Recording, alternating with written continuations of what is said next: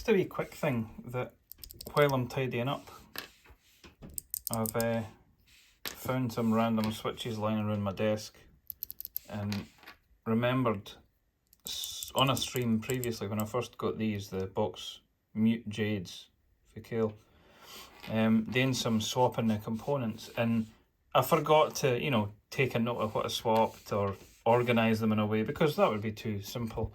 It's always more fun to just cause absolute chaos and have everything lying everywhere and know where anything is or what anything is. It's fun. Anyway, I realised that when I was showing this on stream, I couldn't really show up close what I was trying to describe. And because I don't have a camera that I can zoom in or whatever, I don't have like a close-up camera for stuff I'm doing on the desk, other than microscope, which isn't necessarily that great. And apparently there is going to be a thing on iOS soon with iPhones where you can use the iPhone finally as a webcam, and I'm hoping that might be something I might be able to leverage for streams. Like if I put it on a mount, I can just switch to the phone cam and show you something up close. But anyway, in the meantime, so here is, let me see, what's this? I'll be able to tell by looking at it. That's a box pink, a normal box pink. And then that is a box mute Jade, or silent Jade, whatever. I think it's a mute Jade is the name. Now, the thing that mutes it isn't quite as simple as it might first seem. Now, you can already see the most obvious element there, because if you look at the top housing, just bumping the camera here. So here's a normal clicky box switch. Oop. I'm not going to be able to get it to stand up, I'll just need to angle weirdly, cause some shadows. So there's the top housing on a normal box switch. Clear top housing, and you get a nice big click. And you can see the click bar moving quite substantially inside there. Now these were actually somewhat controversial at the time, because they did something weird with the click bar, whereby they basically angled the click bars a wee bit, differently from how they normally have them. You can sort of see that inside the housing, it's kind of going off at a slight angle. Whereas if I look at a boxed navy, which is just the big thick click bar, but otherwise it's the same as a normal box white or whatever, or a pale blue or Jade. It's just basically a straight line. There's no kink really in the click bar, and it's loud.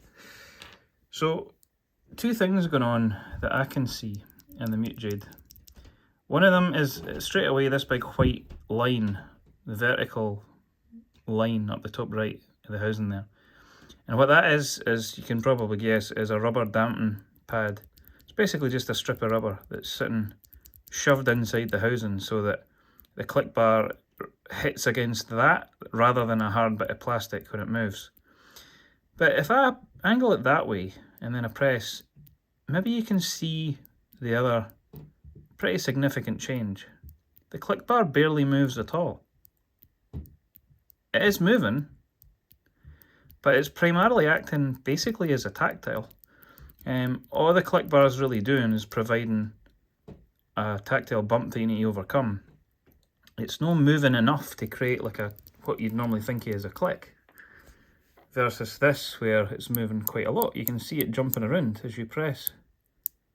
Moves quite a bit.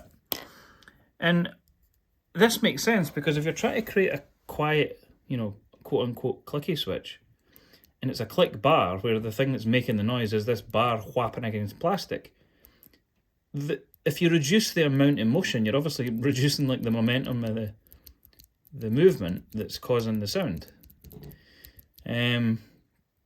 So I tried switching some stuff around just to see what that did.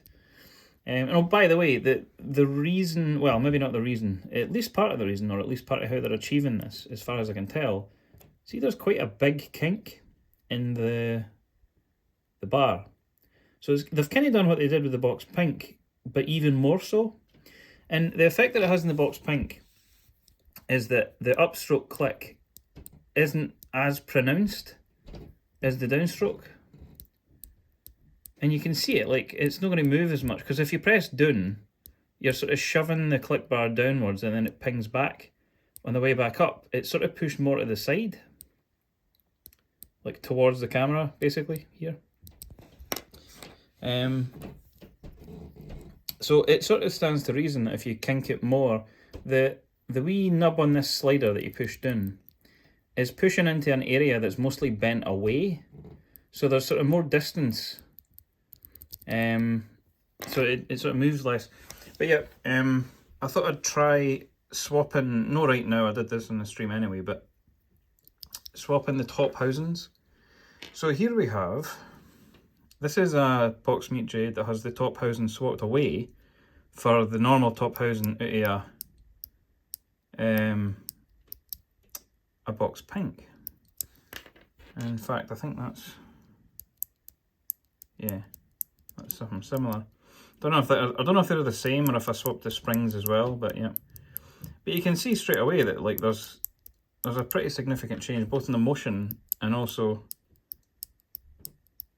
See, I think that looks like the original. Just see if I can tell. It's hard looking through the camera because it's quite small, but to even remember what these were. But you can see like it doesn't have the dampen piece here, and the upstroke is significantly louder. So that makes me think this is the original click bar. It's just, you know, the one out here, but I've only taken the dampen pad out because the downstroke still doesn't really produce much of a click, but the upstroke does. Because it's suddenly the rubber piece isn't there, so it's whapping against the housing. Aye, anyway, that was it. I thought it was interesting to kind of look at what was actually going on here, rather than just, it's a quiet clicky. It is actually quite an interesting switch. It doesn't feel excellent to me, but it feels interesting. It's a sort of interesting switch. And as tactiles go, you could do a lot worse. It almost feels kind of like poor man's Alps. Like it's not at all the same.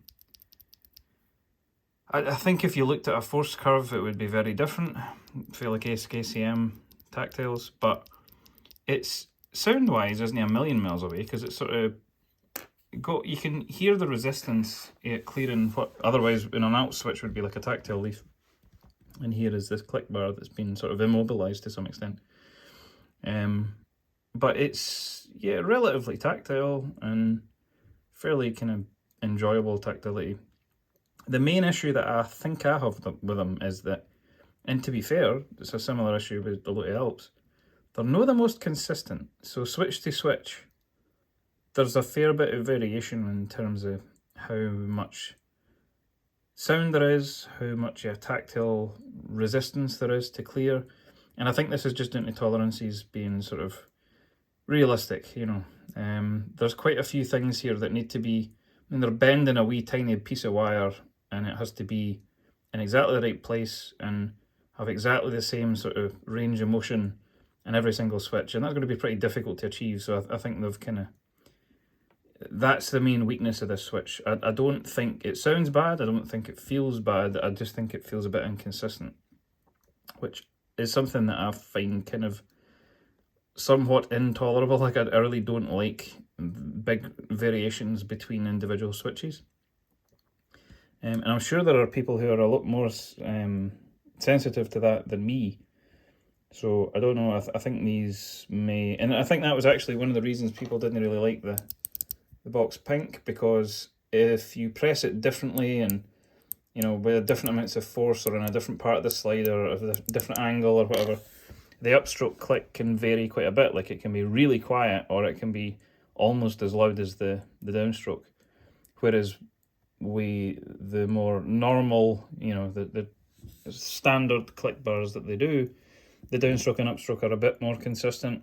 There is still some variation though, so I don't think either is particularly